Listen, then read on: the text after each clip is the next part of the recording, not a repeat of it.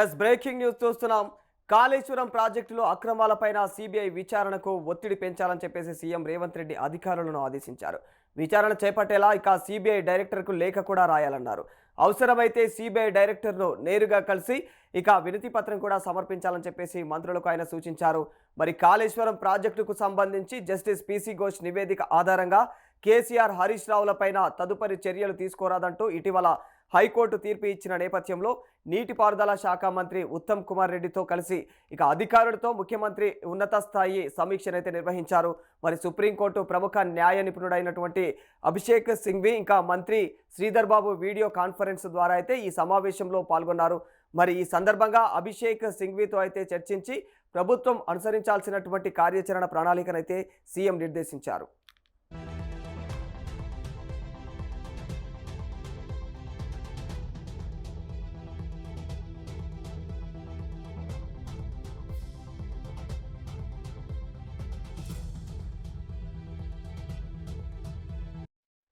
కాళేశ్వరం అంశంపై ప్రస్తుతం ఏ కోర్టులోనూ ఎలాంటి కేసు పెండింగ్లో లేదని, దీంతో సిబిఐ విచారణ చేపట్టేందుకైతే అడ్డంకులు లేవని చెప్పేసి న్యాయ నిపుణులు అభిప్రాయపడ్డారు. మరి కాళేశ్వరం ప్రాజెక్టులోని అక్రమాలపైన విచారణ కోరుతూ కూడా ఇక సిబిఐకి సమ్మతి తెలిపినందునైతే ఇక హైకోర్టు తీర్పు దీనికి వర్తించదని చెప్పేసి అన్నారు. మరి ఇటీవలే ఢిల్లీకి వెళ్ళి ఈ అంశంపైన కేంద్ర హోంమంత్రిత్వ శాఖను సంప్రదించినటువంటి ఈ అంశాలను కూడా చర్చకు వచ్చాయి. మరి సిబిఐ విచారణ చేపట్టాలని చెప్పేసి కేంద్రాన్ని కోరగా ఏదైనా పోలీస్ స్టేషన్లో దీనిపైన కేసు నమోదు చేశారా అని కేంద్రం అడిగిన విషయం అయితే కూడా ఇక ప్రస్తావనకు వచ్చింది. మరి ఈ సమావేశంలో ప్రభుత్వ ప్రధాన కార్యదర్శి రామకృష్ణారావు, ఇక సీఎం ముఖ్య కార్యదర్శి వి శేషాద్రి, సీఎం సెక్రటరీ మాణిక్ రాజ్ కన్నన్, ఇక ఇరిగేషన్ కార్యదర్శి శ్రీధర్, ఇక సలహాదారు ఆదిత్యనాథ్ దాస్, ఇక వేం నరేందర్ రెడ్డి పాల్గొన్నారు.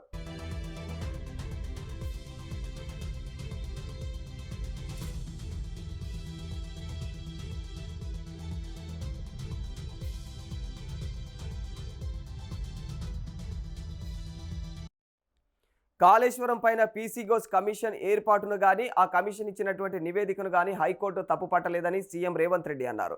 ఇక కేసీఆర్ హరీష్ రావు ఏదైతే తదితరులకైతే నోటీసులు జారీ చేసినటువంటి విధానాన్ని మాత్రమే తప్పుపట్టిందని తెలియజేశారు. మరి పిటిషన్దారులు ఘోష్ కమిషన్ ఏర్పాటు చేస్తూ ఇక ప్రభుత్వం జారీ చేసినటువంటి ఉత్తర్వులు రద్దు చేయాలని చెప్పేసి అయితే కోరారని చెప్పేసి తెలియజేశారు. అయితే ఈ కమిషన్ ఏర్పాటు రాజ్యాంగ చట్ట విరుద్ధం కాదంటూ ఇక హైకోర్టు స్పష్టం చేసిందని కూడా వెల్లడించారు ఆయన. మరి అలాగే ఘోష్ కమిషన్ నివేదిక చట్ట విరుద్ధమని దానిని రద్దు చేయాలని చెప్పేసి అయితే పిటిషన్దారులు కోర్టును కోరారని చెప్పేసి, అయితే కమిషన్ ఏర్పాటు చట్టబద్ధమని చెప్పేసి తేలినందున అయితే దీనిపైన కోర్టు ఎలాంటి నిర్ణయం ప్రకటించలేదని చెప్పేసి అన్నారు. దీంతో నివేదిక యథాతథంగా కొనసాగుతుందన్నారు. మరి పిటిషనర్కు నివేదిక ప్రతినైతే అందించకుండా ప్రచురించడం చట్ట విరుద్ధం అని చెప్పేసి ఇక సహా న్యాయ సూత్రాలను కూడా ఇక ఉల్లంఘించినట్లుగా కూడా ప్రకటించాలని చెప్పేసి హైకోర్టును పిటిషనర్లు కోరారని తెలియజేశారు.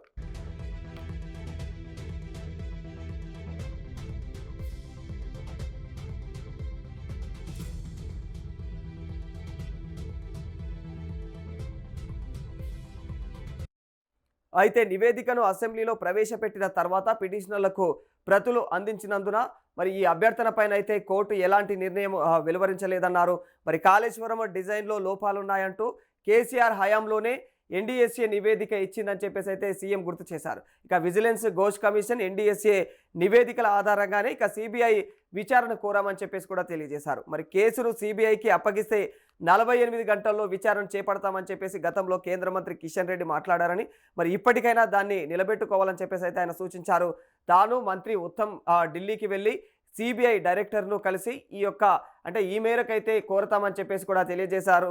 మరి సిబిఐ విచారణ చేపట్టకపోతే కాంగ్రెస్ తరపున అయితే ప్రభుత్వం తరపున కార్యాచరణ తీసుకుంటామని కూడా తెలియజేశారు.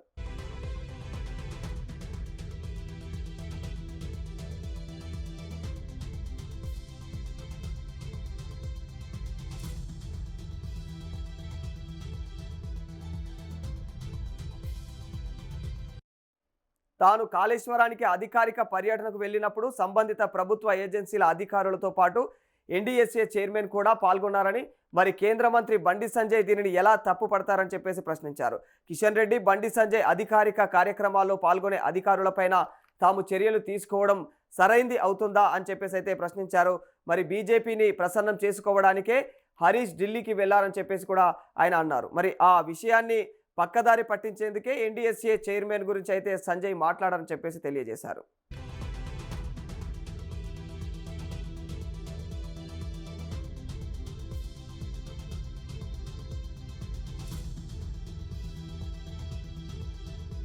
ఇక కాళేశ్వరం ప్రాజెక్టుపై సీఎం రేవంత్ రెడ్డి మంగళవారం అయితే మరోసారి సమీక్ష చేయనున్నారు.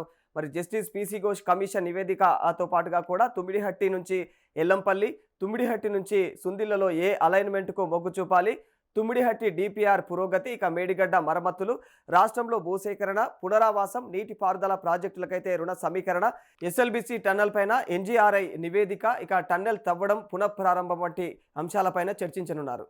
మేము మొదటి నుంచి ఒక విషయం ప్రస్తావిస్తున్నాం, శాసన సభలో చెప్పినాం, హైకోర్టులో సెప్టెంబర్ లో ఒక అండర్టేకింగ్ ఇచ్చినాం. రాష్ట్ర ప్రభుత్వం ఈ కమిషన్ నివేదికపై మేము స్వతహాగా చర్యలు తీసుకునేది ఉండదు. ఈ నివేదిక దీంతో సహా national dam safety, NDSA report, vigilance report, control and auditor general of India report ఆధారంగా central bureau of investigation independent గా మొత్తం ఇష్యూని డీటెయిల్ ఎంక్వైరీ చేసి ఆ సిబిఐ యాక్షన్ తీసుకుంటుంది, ప్రొసీడ్ అవ్వాలని చెప్పి రాష్ట్ర ప్రభుత్వం అఫీషియల్ గా లిఖిత పూర్వకంగా సిబిఐ డైరెక్టర్ కి లేఖ రాయడం జరిగింది. 9 నెలలు గడిచినా మరి సిబిఐ ఎందుకు ముందుకు పోవడం లేదో మరి మీ అందరికీ అర్థమవుతుంది. ఇంకో నిర్ణయం ఈరోజు తీసుకున్నాం. గౌరవ ముఖ్యమంత్రి గారు, నేను అతి త్వరలో సిబిఐ డైరెక్టర్ గారిని కలిసి ఈ నివేదికలన్నీ ఇచ్చి, ఇది కేంద్ర ప్రభుత్వం యొక్క సంస్థలు వారి యొక్క అమూల్యమైన సొమ్ము, public amount has been lost, has been embezzled, has been misused, has been misappropriated కాబట్టి సిబిఐ మరి వాళ్ళ ఇన్వెస్టిగేషన్ మొదలుపెట్టి ఈ కాళేశ్వరం 3 బ్యారేజ్ విషయంలో ముందుకు పోవాలని చెప్పి ముఖ్యమంత్రి గారు, నేను సిబిఐ డైరెక్టర్ ని స్వయంగా కలవబోతున్నాము.